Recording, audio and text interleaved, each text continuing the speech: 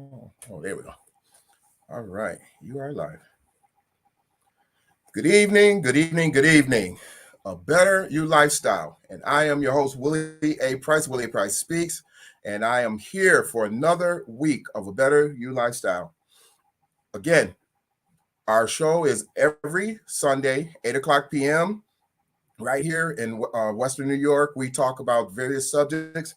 And as you know, our first week is always Understanding Your You, where we help you to understand who you are and what your specialized skills and abilities are so you can use those skills and abilities to become more successful in life. When you understand who you are, nobody can ever tell you anything different. Our second week is A Mother's Love, and A Mother's Love is about that how a mother treats her child. So a mother's love is the strongest kind of love you can get towards a child. So that's the week where we talk about how you as a parent, as a guardian, as a aunt, uncle, teacher, caregiver, how you can take the information that we're presenting to you and use that with children, nieces, nephews, and everything else to help them to become successful. So that's why we call it a mother's love, because there's no stronger love than a mother. So we're going to teach you and we show you different things that you can do to help make those young people in your life a lot better with their understanding of life and financial skills and things like that. Our third week is Financially You. And Financially You is where we work with you to show you how to become more financially fit, understanding financial literacy, how to save, how to invest, how to just use your money in a better way. I've talked to some people that's got 5, 6, 7, 8 credit cards out there and don't know how to balance a checkbook or don't know how to do a budget. And so Financially You is all about helping you to become more financially fit. And then on our fourth week is Making Your House Your Home, where we talk about various aspects of real estate and how you as a homeowner, as a real estate investor, all those kind of things, what we do is we show you how to make the most of your money in your real estate, how to balance that real estate out, how to manage your properties. If you're a first-time home buyer, how to be a first-time home buyer and get the most benefits from that. Most people think a first-time home buyer means going out and buying a single-family home, but a first-time home buyer, you can actually buy up to 4 units as a first-time home buyer. And they don't tell you that because they want you to buy that single-family home and lock in that mortgage to that single family home versus a 4 unit where you can use that rent from those other 3 units to help you pay off that mortgage and get more money for your property, as well as being able to use that money later to invest in other real estate. But tonight I'm very, very, very excited. You guys know we just started back this month, the show after the pandemic. We took a break. And so now tonight I have a guest coming to us all the way from Inglewood, California. His name is Dhane Crowley. And I met Dhane briefly. I haven't really met him yet, so we're all going to find out about him tonight.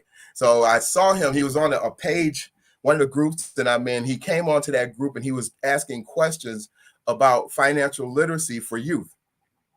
And when I saw that, and he was talking about a workbook that he had, you guys know I love workbooks because I got them all over the place.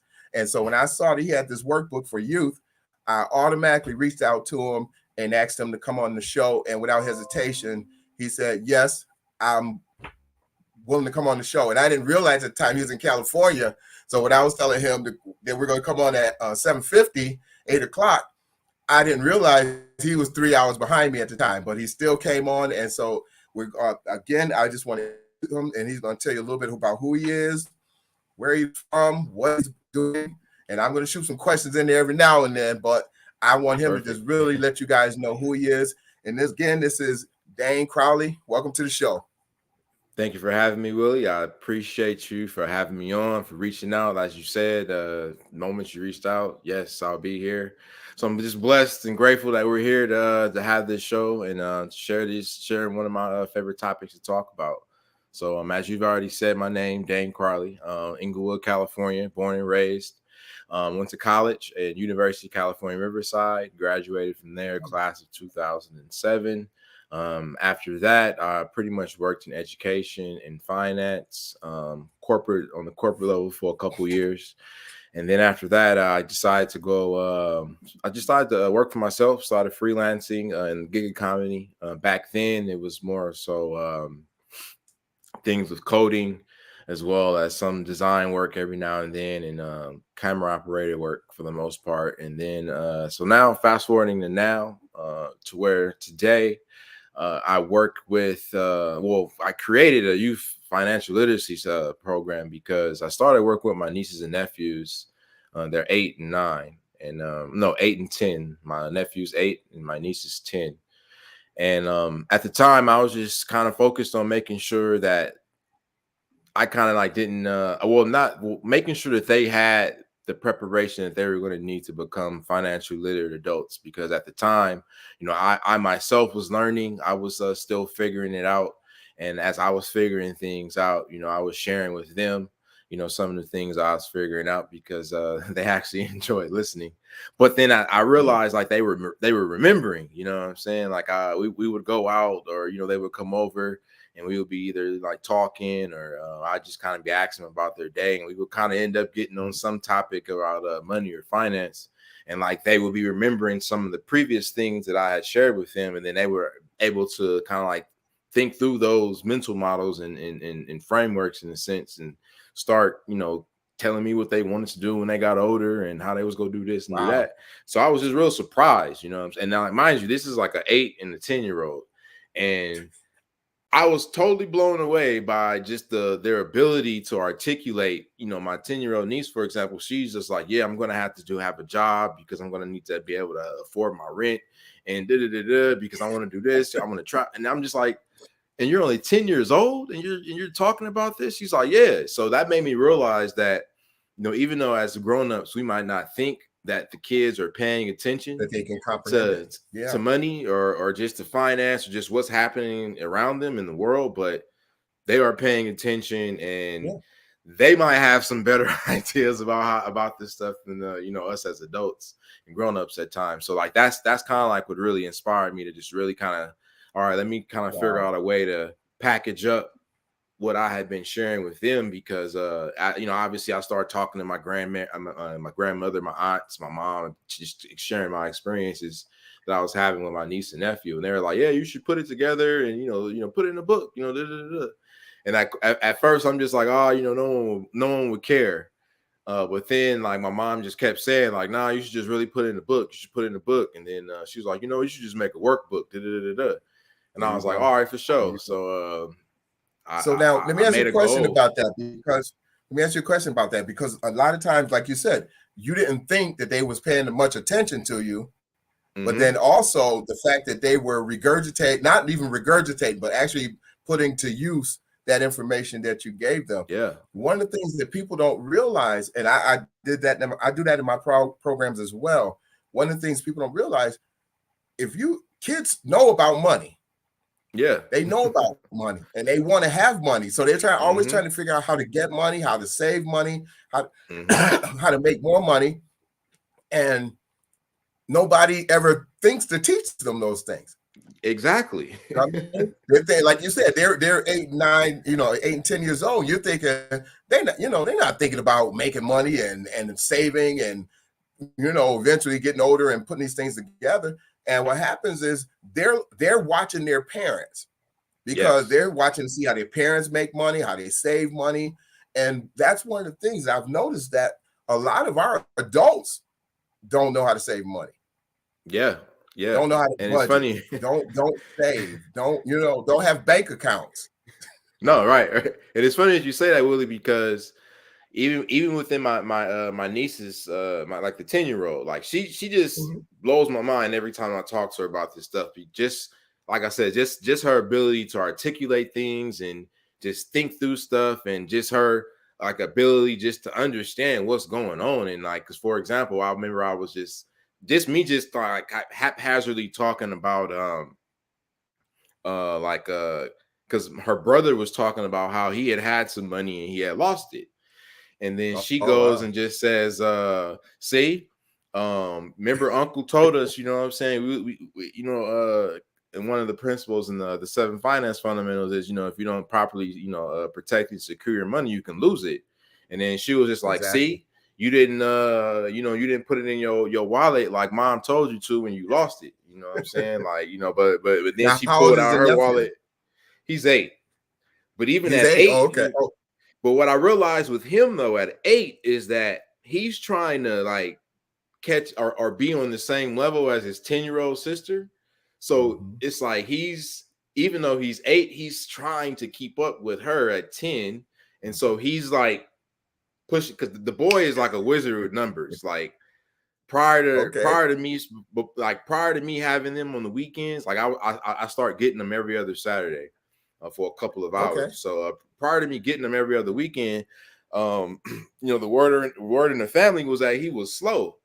But then once I started hanging out with him and really just, talking to him, I come to realization he was just like, nah, I just don't be interested in the stuff they be talking Right. about. Like, Exactly. I like, come to find out he likes like cars and stuff. So he plays so a lot of the video games that he plays are like car-based games, but he was Okay. able to articulate again like just what a car was and valves and liters per with all that kind of stuff. He just knew it, and I just was like, but he was good Wow. with the numbers aspect of it too. Yeah.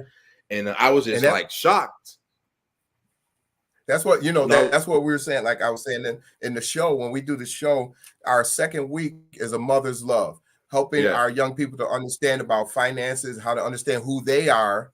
And then mm-hmm. once they understand who they are, then they know what things they enjoy doing. Yes, They'll, like you said, yes, nobody really ever sat down and talked to them about like, what do you like to do? And so you yes, sat down with them and found that he enjoyed cars, and that from there it grew to all the things you're doing with numbers, and find out he enjoys mm-hmm. math. Yeah, And a lot of times we don't take those times to find out what young people want. We're constantly telling them what they want, what they yeah, should be doing, where they should be going. So they have all these thoughts and ideas and things they want to do, but they don't mm-hmm. normally voice them because somebody's constantly telling them what they're supposed to be doing or what they Yes. expect them to be doing. And that was great that you really sat down with him. And now, do you do your now I want you to tell about your workbooks, because I heard you Okay. mention your workbooks. Now, how many workbooks do you have? Well, I at this point, as of today, I have, let's see, I have 3. 3. Well, I have 3 Okay. in hand, but I actually have 4 What that was the I've first created one? in total. Like I What said, was the the first first one book? that got this whole thing started, including with them, was it was the Black Business Owner coloring book, because I realized, Oh. I'm just like, why do we only celebrate Black history once a month, February? But then I started thinking about, like, of course, you got the usual suspects, your Martin Luther Kings, your Malcolm X's, your Malcolm Harriet X, Harriet Tubmans, Tubman. and you got your usual suspects. But I'm just like, there has to be. I know that there's more to our history than just these usual suspects, and no, no disrespect to them, but I'm just like, there has to be more, because part of the usual suspects is when we are telling the kids about him. Dr. King, he was a preacher. Malcolm X, minister, preacher, philosopher in that regards, writers. And so sometimes the kids are just like, okay, well, that's what I want to do. So then I was just like, well, I know that we have a history of Black business owners in America. And so Right. when do we celebrate them though? When do we when is there a time where kids actually get an opportunity to know who some of these other individuals are that are a part of our history in America? Is specifically when it comes to business, because part of people in general just wanting to do stuff is believing that or seeing that there are people who look like them that have done it So already before. doing it. Right. Right. And so I'm just Exactly. like like I felt that it was important at that time to make sure that we celebrate Black business owners. And so I was just like, you know what, I Now, wanted to, are these local? Are they local owners, or is it like national, worldwide owners? How well, far did you go with it? the way I set it up is I decided to set it up like volumes. So the first one that I Okay. created was more so like Black business owners from early in history. So I just went back as far as I can go on Google to find some prominent Black business owners throughout history, and I was definitely able to find some. So with that, the Right. goal is with that series is to obviously have start as start from as far as we can go back, forward. But eventually, I want to expand it to where I am able to go to somewhere like New York and be able, these are prominent business owners, Black business owners of New York, and then like so we'll Okay. have a New York version, a Okay. California version, There a you go. Virginia version. You know what I'm saying? To There where you because go. I just know it's important. It's very important now moving forward that the kids start seeing people in these roles, because that's why they want to be That the look like them. rapper or the actor Yeah. or the basketball player or like every Sunday we watch football and they see men that look like them, sports That's right. wise, when the women's sports is on TV, the young girls, they see the sport. So we typically are going to want to be or do things that we see. But if we don't see people in prominent, in business or investing positions, bank owners, business owners, ship Mm-hmm. owners, And different that's the type of thing. They industries, don't. Yeah. industries, Yeah. the kids aren't going to know that this So stuff that way exists, and that's what I they have an realized. example. And that's Exactly. that's what they need to see. You giving them an example. And see, I was talking to somebody. We were talking about how people discourage you from doing Mm-hmm. things. Now, when you probably mention doing that, people probably will say, "I've never heard anything like that before." Well, I've never heard Willie. of a book on. And then I tell people, I said, if they never heard of it, that means it's one that needs to be done. Mm-hmm. You know what I mean? So And you it's did funny that you something say that. that nobody's ever done. And by doing that, Yeah. you're opening up, like you said, their eyes to see black business people. People who are in Yes. business, because a lot of times the business people they see on television are normally not black. Yeah. They're normally not people of color. Most of the people they see, like you said, they'll see the sports stars and the entertainers and the rappers and dancers and all that kind of stuff.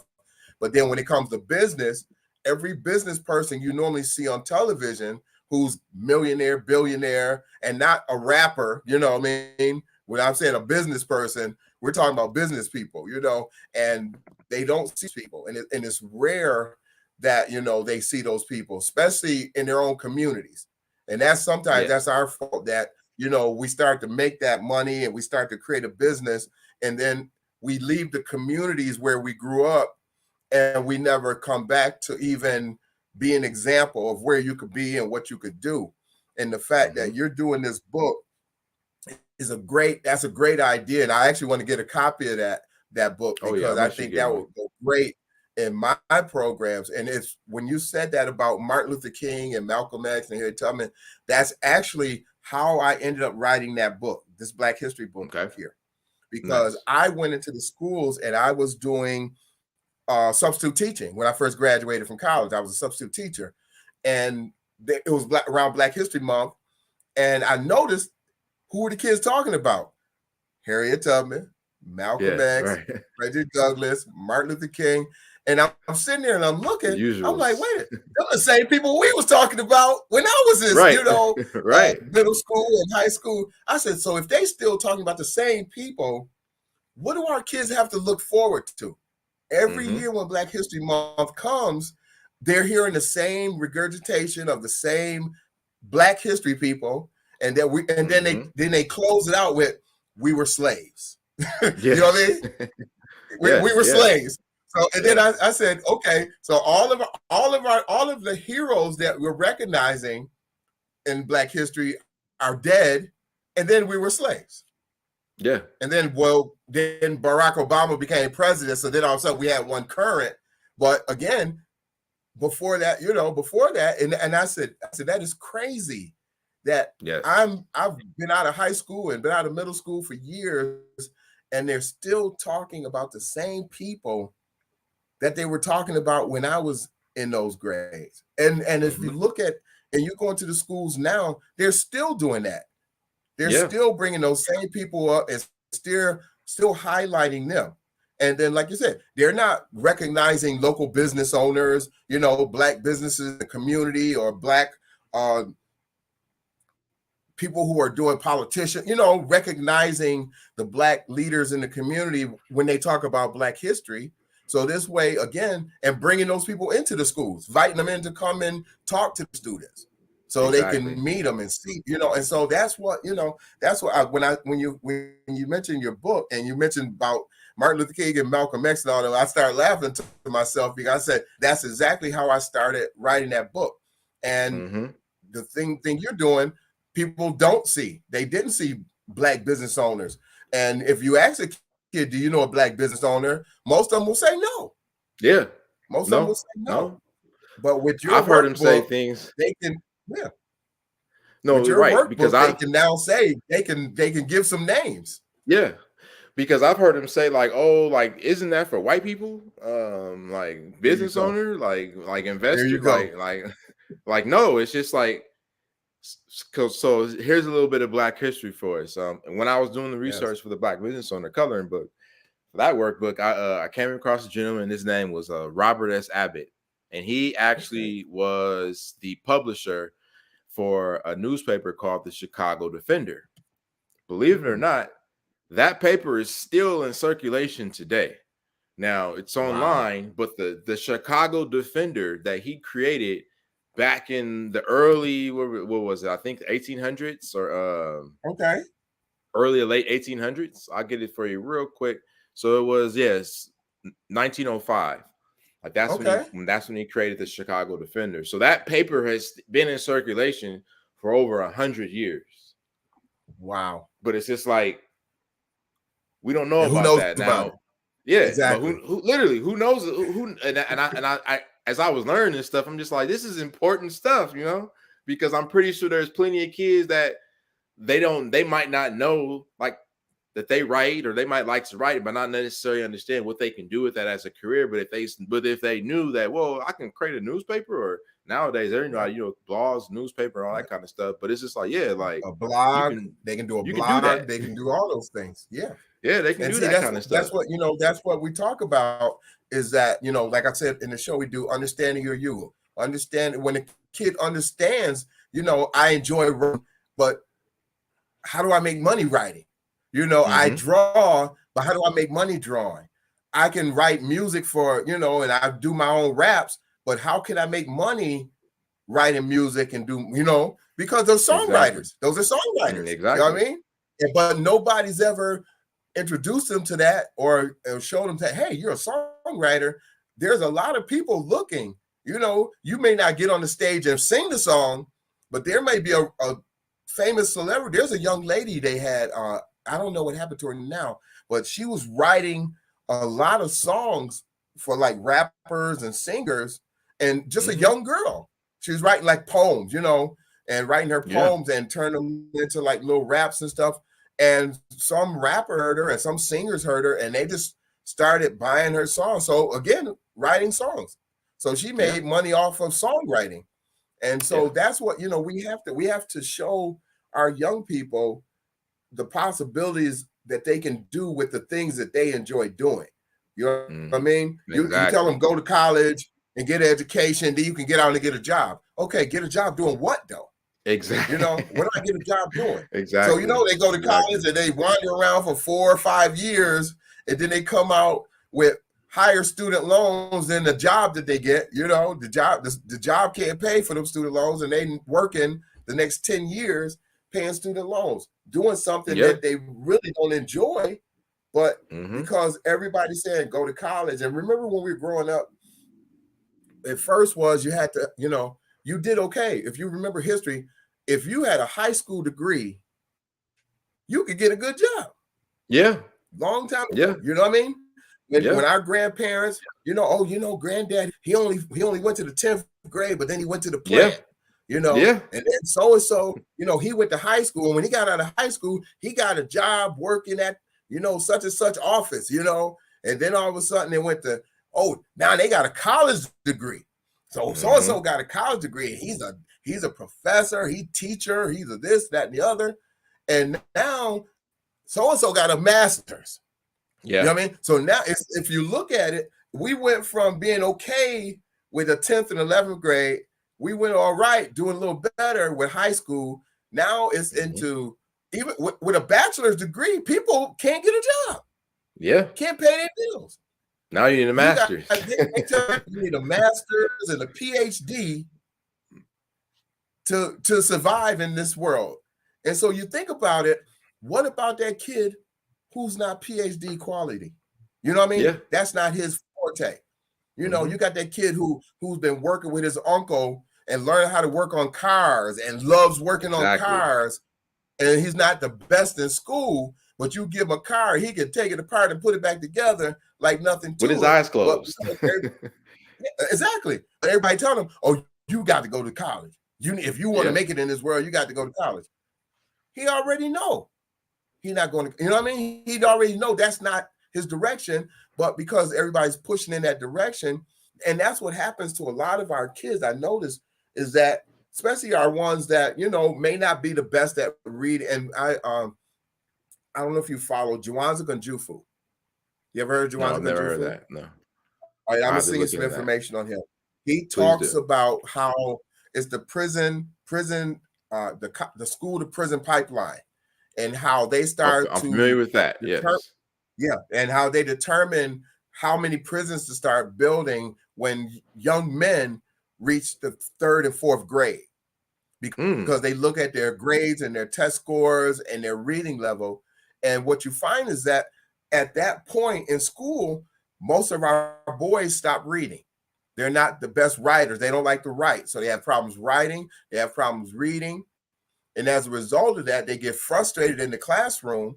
And so, you know, your teacher, you know, talking about read this or write that. And because they have that problem, they start acting out. They get yancy because they can't do the work and they just sit in a chair. So what's the teacher say? Oh, now you got ADHD.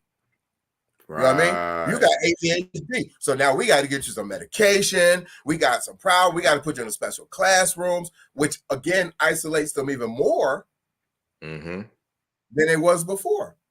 Yeah. And all it was that the kid was having a problem with reading. He didn't, you know, he didn't understand reading, he didn't understand writing, you know, and nobody took the time with him. And that's what we find is that if you look at girls grew up with journals. They writing in diaries. They're reading books. They're reading, you know, little fantasy books and all these kind of things. Boys out playing with trucks, playing in the mud, chase, you know, wrestling, all this kind of stuff has nothing to do with school, nothing to do with education. And so that's what Juwanza Kunjufu talks about a lot, is that, you know, we have to find ways where we can reach our young people by understanding what it is they enjoy doing and gear them in that direction so they can then do something or create a living for themselves using the skills and the things that they enjoy doing. Yes. And that's what, you know, so that's a lot of our concepts for my program is what we do. It's called right brain learning. Okay. And what right brain learning is, we take reading and writing out of the classroom, and what we do is, instead of having to read a book, we do audio books, or we do videos and movies. And then if we stop the videos and movies in different segments and ask questions about what happened in that scene, or why did he say that? And then we use public speaking. So that way the kids can answer the question verbally. So now you've taken that fear away from reading. You're taking that fear away from writing, because they can verbally give the answers. And then they're learning because they can do an audio book, and they can do a video, or you know, a videotape or anything like that. So what happens is, now you have a kid, and you think about it. You have kids that you play a song, a rap song or whatever on the radio. Know every lyric. they know every word. Right. Every word. So same thing with audiobooks. Same thing with a video. They can watch a movie and tell you all about what was going on in that movie. You be like, how you catch all that? You know? Yeah. Because especially boys are very visual. Yes. And they're good with their hands. So when you find how to reach them, that's what we do, you know, in our programs. And I think that, you know, we have to do more of that, especially with our African-American boys, because they're the ones that end up in those prison systems, because people look at them and say, oh, he can't read and write. He's always acting up or moving around the classroom. He's got ADHD. Yeah. You know, they give you that label, and now that label goes with you for the rest of your education. Yeah. I And remember by I the was time you get to, no, I was going to well, I'm say, I sorry. remember I used to when I first graduated from college, I was dating this young lady, and there was a little kid that lived in her apartment building, and he was on ADHD, and she was, oh yeah, Mm, he's he's hyper, he did it. And then, I talked to his mom all the time. And, according to them, he just was just this problem child. He was super hyper. He couldn't do anything. But, one day I remember I had pulled up. I think I was waiting on her to get back. And so I just ended up mhm, seeing the kid. So I just started talking to him. Come to find out again, like he just was in the cars. Like the kid, now he was 10 times above my nephew when it came to just knowing what cars were. Like he was the kind of kid to where mm. a car could be driving down the street and he'd just be able to rattle off all the specs to you. And Wow. and it was just mind-boggling to me as well, because I'm thinking that he has Because ADHD, or everybody gave him that label. everyone gave him this label. But then that's what Everybody gave made him me that really label. start talking to kids, because Hmm. I realized that I was allowing somebody else's impression of them to become my Hmm. own, and I was just Hmm. taking that and I was buying it wholesale, as opposed to just like, okay, like this is what they say about the kid, but like let me talk to him. Let me find And out. ever since I Yeah. started doing And look, that, and like, imagine how many people do you think ever sat down and talked with that kid beside you? probably not. Probably none, because even in my own life, Exactly. growing up, it's like I remember growing up for myself. I remember my mom and my aunt. Those were like really the only two people that ever like had conversations with me. But everybody Mm, else in my life, it was just kind of like they talked at you or over you, and that yep. was that. It was just like Yep. there was no interaction. What's But like you what's that said, that saying? made me What's that realize, saying they used to say? That saying they used to say about the kids: that a child should uh, be seen and not yeah, heard. seen not heard, right? And that Seen and and they and not they and heard. they And that mindset they is did still that, today. and it Still is, but today. it's And that's the problem. So we see these yes. kids, but we don't listen to them to find out what they like, what their interests are, and then Hmm. using those interests to help them to do better in life.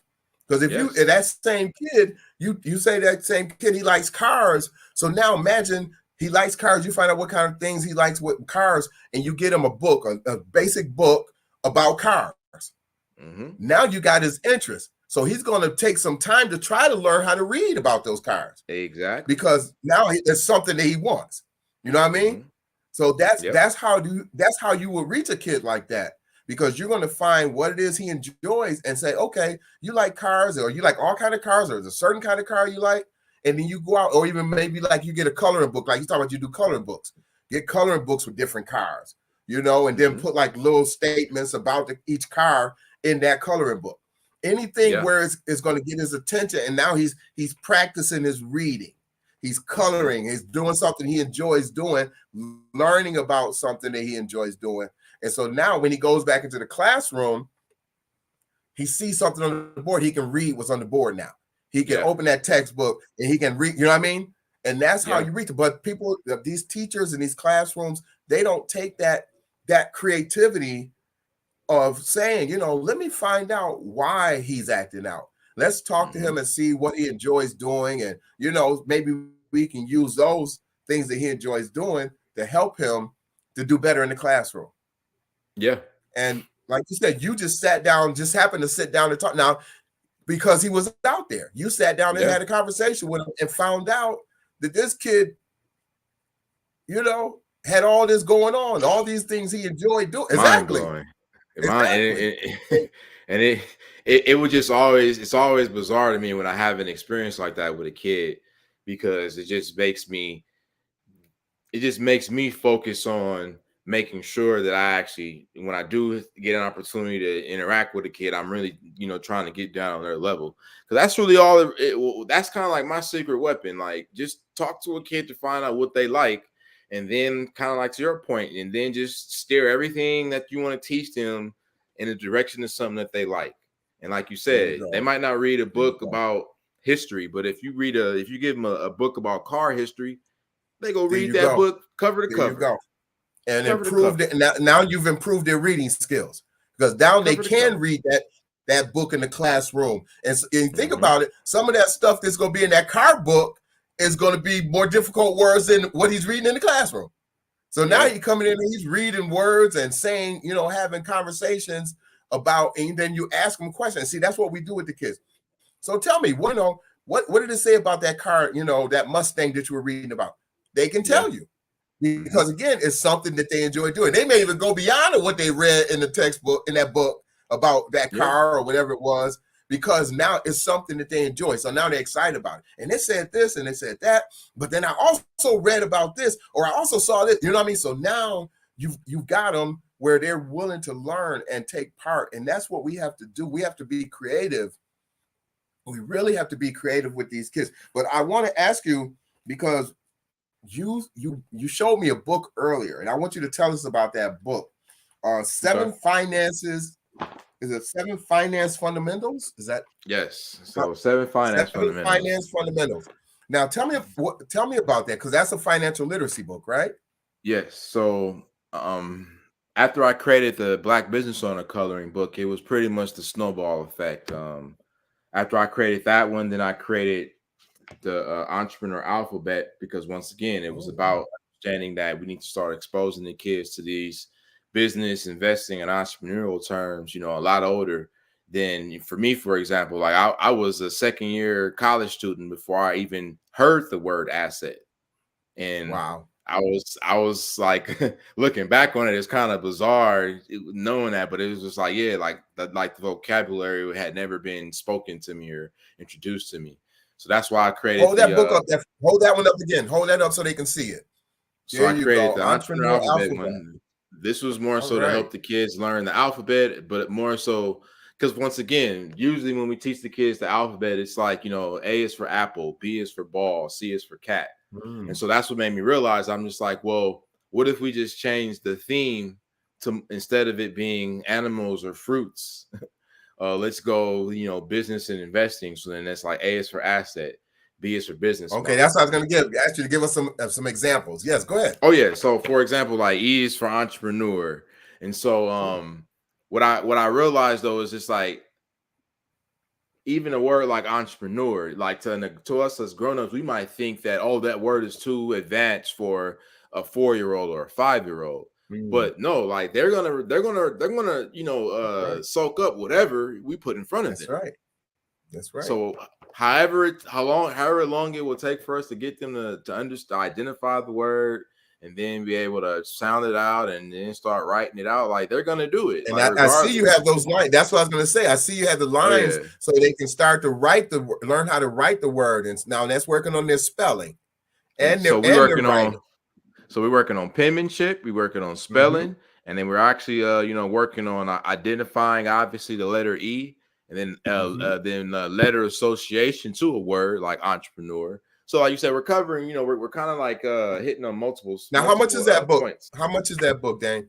So these are online as well as, so this is a digital copy and a print copy. Now the print copies are, I believe, 15 a piece, plus shipping and handling. Is that on And then Amazon? no, these are actually through my website at billionairebelief.com. I don't have them on Amazon yet. Yeah, we're gonna get your website when you get done, yeah. because I actually want a copy of that. I want to use that in my program. So all of these are so the entrepreneur alphabet, them was $15, and then they're all pretty much I believe, don't quote me because I haven't looked in a while, but I believe they're like either $5 or $7, the digital copies, if you want to get the ebook versions online.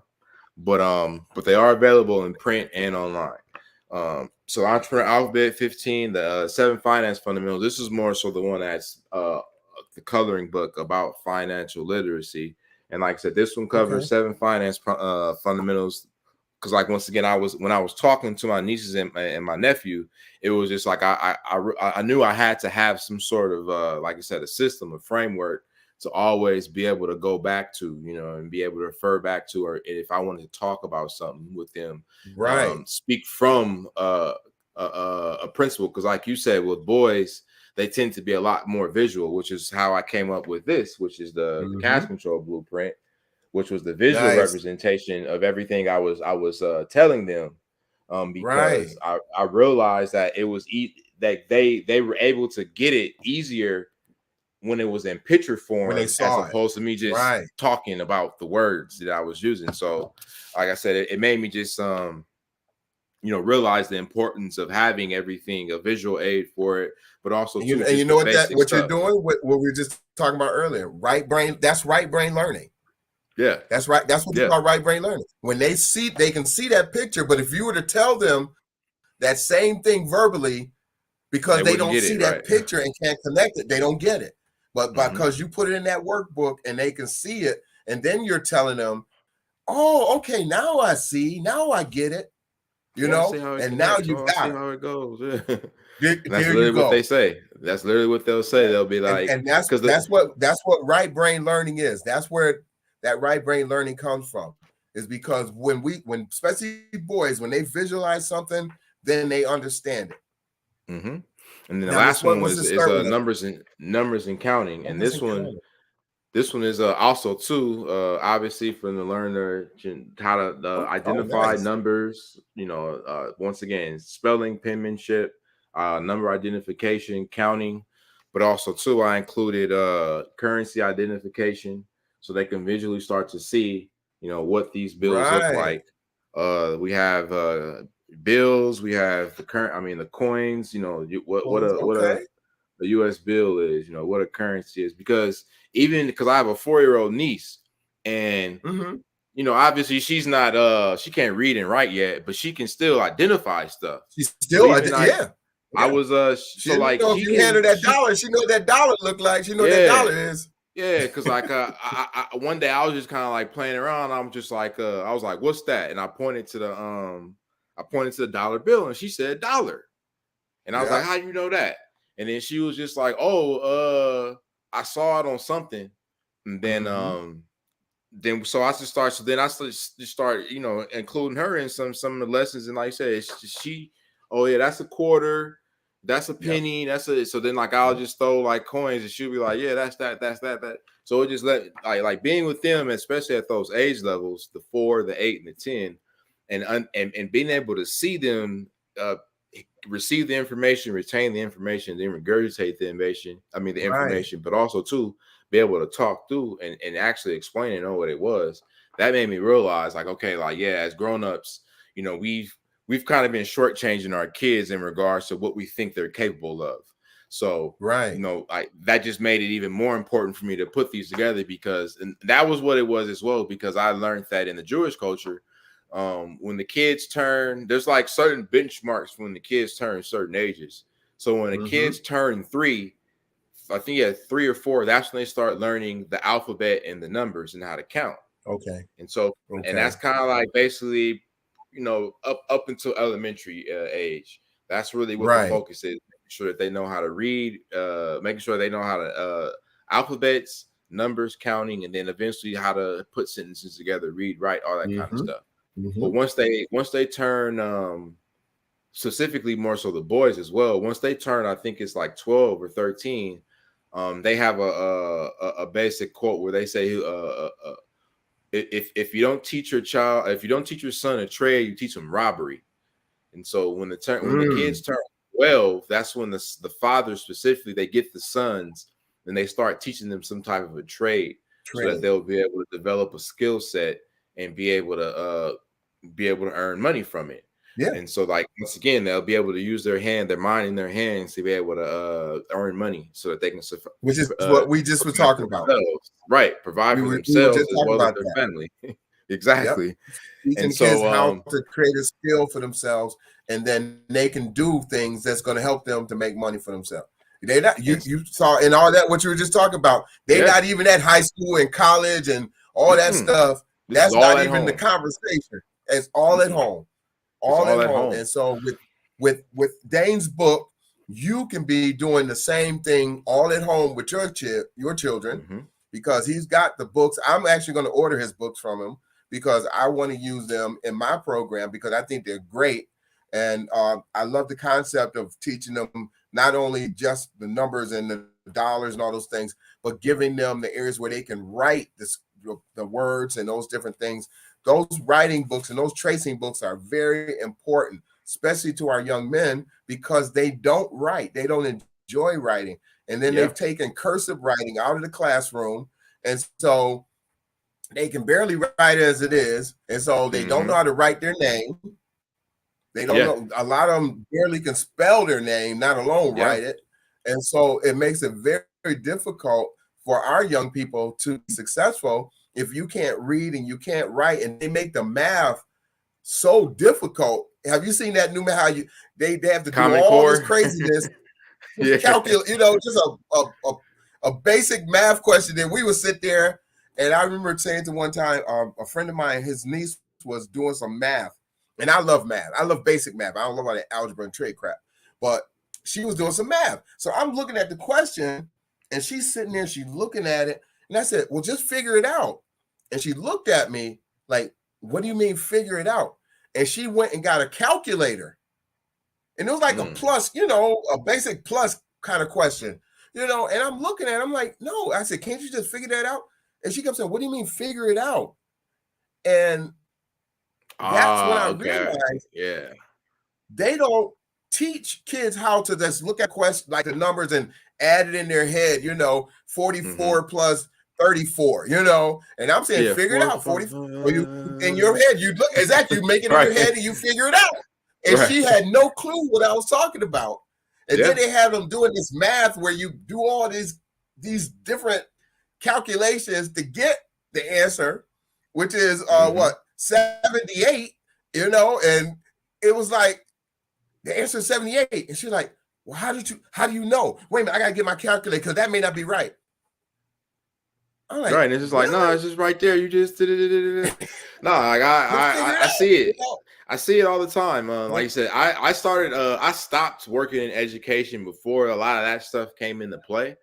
But I started to kind of see it because, like, once again, being in education when I kind of first graduated from college, working in schools. Well, actually, I did one-on-one tutoring for ESL students. I was doing a test prep instruction, and then I was doing then I was a counselor for an after-school program, specifically helping the kids with their math.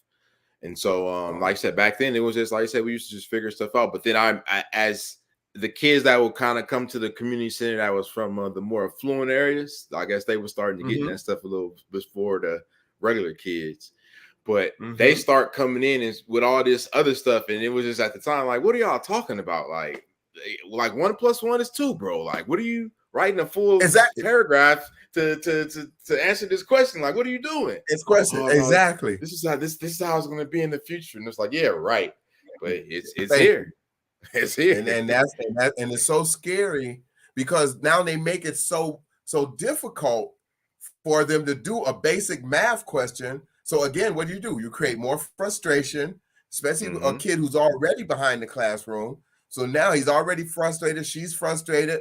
So now she can't read, she can't write, she can't do basic math, and you're not showing them any other resource for how they can survive in society. So what they do, they turn to the crime, they turn to drugs, they turn to crime, and all those things, prostitution, whatever the case may be, they're turning to because nobody has shown them any other way to survive, no other resources. And we have to do something. And now, is your program, the programs that you have there, are you using them in the schools anywhere or any after school programs or anything? Well, actually, at the moment, I'm working on getting them into some schools. So there's one of my business partners, he has a suit business, and so we have a lot of prominent men from business. One of the gentlemen, he works, I think it's the city of Gardena. He's over like the money part of one of the little cities. So one of the council seats. And so he actually was a client. And so we was rapping one day about it, and I was just showing him everything. He was just like, oh yeah, like this is actually what we've been trying to figure out for our city. We want to implement some sort of financial literacy system for the kids, but we don't have a curriculum. And he was just like, I like your workbook, so I'm going to take them to the next time we have a meeting. He was like, he was going to present them at the council meeting. So that will more than likely be one of the first opportunities that I do have to get them in school systems. But initially, the goal was for it to be more so a home-based, a home study kit. Because once again, I realized like the the missing link was that there were no tools for parents to help make their kids smart about money in the home. But as I started creating that stuff and articulating it, meeting people, it was just like, oh yeah, like we can use these for because I met a dean from a charter school. He was like, yeah, we can use the numbers and counting one this school semester.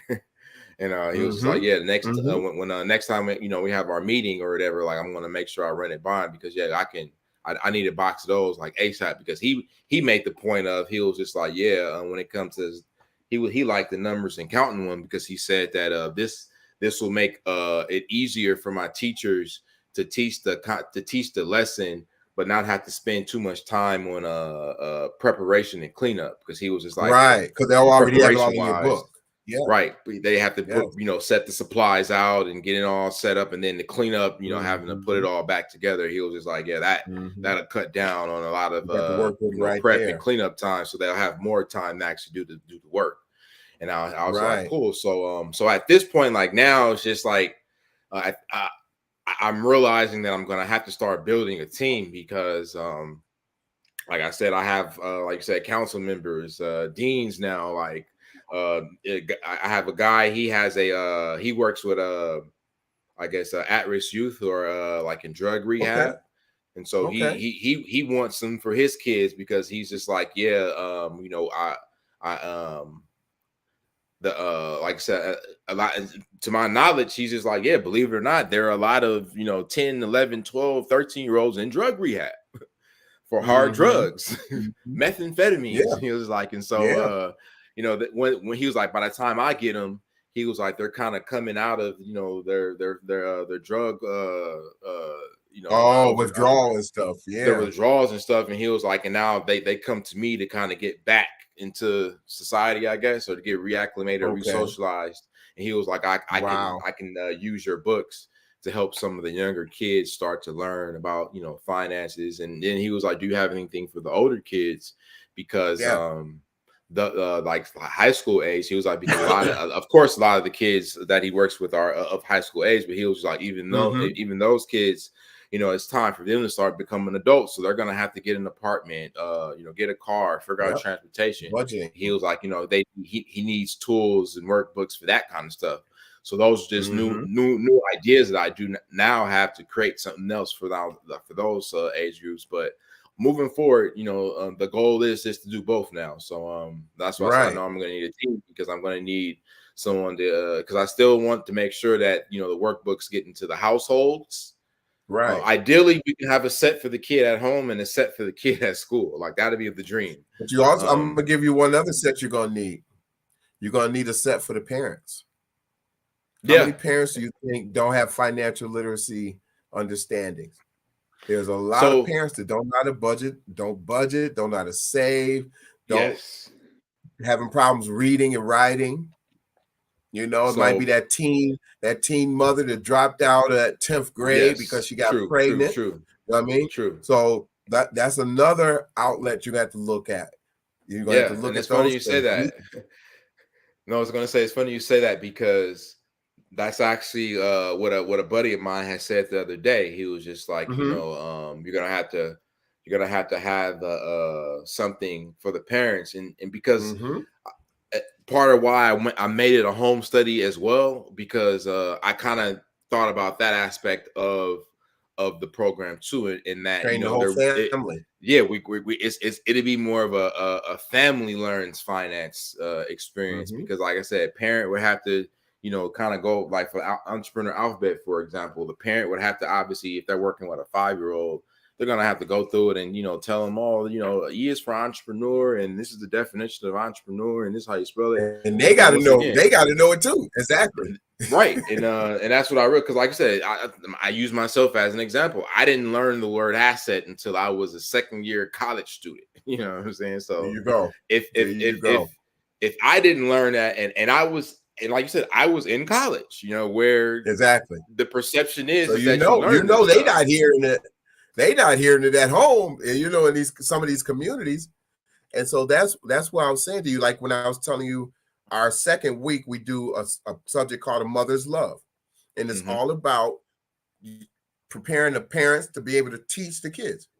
Yeah. And that's we actually have a workbook that's called A Mother's Love that we created it because what you're talking about now, we were getting our Boys to Men program and the things we were doing with our boys in our program. We started getting calls from Department of Child and Family Services, Child Protective Services, all those organizations who have parents who are working with boys and didn't know how to work with them. Mm-hmm. So we created a book called A Mother's Love, Preparing Young Men for Success, where we help parents to use the stuff that we do in our program in that workbook to be able to work with the kids at home. A parent that's Yeah. getting out of prison that may have been, incarcerated for a number of years and been away from their children, they don't know how to come back into that household and be a mother or father anymore because they haven't had that role Yeah. for so long. So Yeah. your book, when you put it into that household, you're going to eventually create a book that the parents are going to use, so that way they create an understanding and then be able to pass it on to their children as well. So that way it becomes a family activity. So now everybody's learning about money. Everybody's learning about entrepreneurs. Everybody's learning the alphabets of entrepreneurs. You know what I mean? Everybody's Exactly. learning seven financial what's this financial seven Seven finance finance fundamentals. fundamentals. Yes. Yes. Everybody's learning, it becomes a family activity versus that one child in the school. He's Yeah. going home to a whole family that nobody knows what the hell he's talking about. So then what they do, they kind of isolate. Oh, you think you better than us now. You know what I mean? Exactly. You think you You better than talking us now white. because you come here talking about entrepreneur and assets. Right. Oh, Right. you better sit your asset down, and you know what I Right. mean. They get upset with them, and they're not really upset. It's more so they're embarrassed because they don't Mm-hmm. know what asset is. They don't Mm-hmm. know what entrepreneur is. They don't know the seven finance fundamentals. You know what I mean? So it's more of an embarrassment. So they tell the kid to go sit down. But by creating that workbook that they can use themselves, says that this book is for you. So this way you can help your entire family. You can use it. Your kids are using it, and y'all working together. And then that way it becomes that family activity. So now you're helping families to grow and develop and be more financially aware and financially literate. Oh And that's yeah. very important, especially in our communities, because we don't. Especially in our I communities. still meet people that go to check cashing places, man. And you wonder, like, all these banks, and how come people go to check cash place? Because people don't trust banks. They don't understand savings. And so they're afraid that if they put money in a bank and because they owe somebody some kind of way, they could get into the bank and take their money that they owe. Yeah. Yeah. You know what I mean? And so Yeah. we have to teach them and help them to understand how to, the importance of saving, the importance of we do real estate, we do introduction to the stock market, we do a Yeah. number of different Perfect. things in our programs. Yeah. And we start out with basic savings. And by the time we get to the end of our program, we're doing introduction to the stock market. So when I tell a kid, I say, how many of y'all own a pair of Nikes? Of course, what? They all raise their hand. Everybody knows it, right? I said, how many of y'all own Nike stock? And they're like, Nike stock? What do you mean, Mr. Price? I said, well, I'm going to show you how you can own Nikes. And when that stock goes up, you could take that money and go buy you a pair of Nikes. Now you got their attention because they don't have to ask nobody for no money. How many of y'all go to Dave and Buster's? How many of y'all go to Burger King, McDonald's? Disney. All these things that have stock. I'm gonna show you how to buy stock in Dave and Buster's and then use that money to go play at Dave and Buster's. Yeah. You know what I mean? So now you got their attention and they're like, really? I can do And that. from that point on, man. Yeah, exactly. And so that's what, and I love what you're doing. And we're about to wrap up. We got like 1 minute. I want you to give how people can contact you. I want you to give information about how they can contact you, how they can get your books, and show the books again and give the names of them. And we're going to go a little over, but that's okay because this is very important. Okay. Well, everything could pretty much be found through billionairebelief.net, which is BILLIONAIRE belief BELIEF.net. So billionairebelief.net. You can find links to all the workbooks. So we have Entrepreneur Alphabet, Numbers and Counting. And we have the 7 Finance Fundamentals, and then we have one more, the Black Business Owner Coloring Book.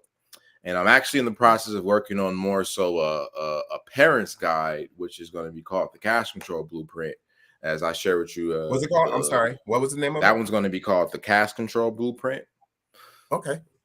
And then, actually, what is it? It's called the Cash Control Blueprint: 3 Steps to Make Your Kids Smart About Money so they can become financially stable adults. And that book is going to be more so, like I said, the parents' guide for them to read to kind of like learn the concepts or learn the system, and then be able to then teach it to the kid, and then be able to use the workbooks more so as to keep momentum moving forward.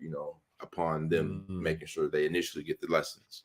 And so, and then because like I said, that's what I realized too. It's like, of course, it's the initial conversation of introducing them to, whatever concept that you're talking, financial concept or skill that you want to talk about.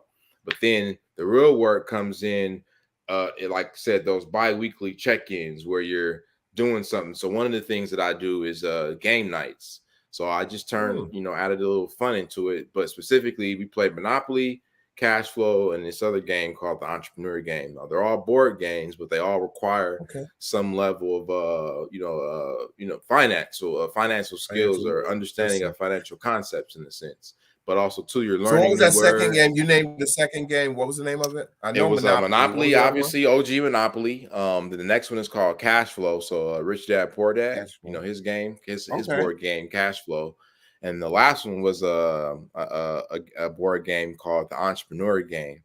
That one is more so a game that requires the kid to kind of really think like an entrepreneur, like literally, because they have to come up with their own businesses. They have to come up with their own products. They have to be able to explain marketing stuff, strategy. Like they really have to come up with that's the advanced class.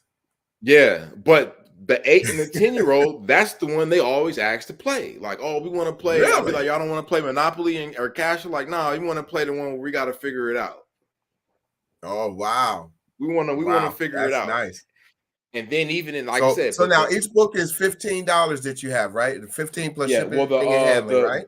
This one right here, this one is $20 only because it's more pages. But most of the books are but these two, the Entrepreneur Alphabet, the coloring book, and then the coloring book, Entrepreneur Alphabet, and then 7 Finance Fundamentals. Those are $15 for the hard copies. Okay. The digital copies for everything, like I said, I think I have it at $5 or $7, but it's somewhere in between there. But like I said, you can get the digital copies, or you can get the hard copies, whichever ones work best for you. But you can find everything through billionairebelief.net, and you can follow me personally online, Instagram or Twitter. What's your social media? Give me your social media.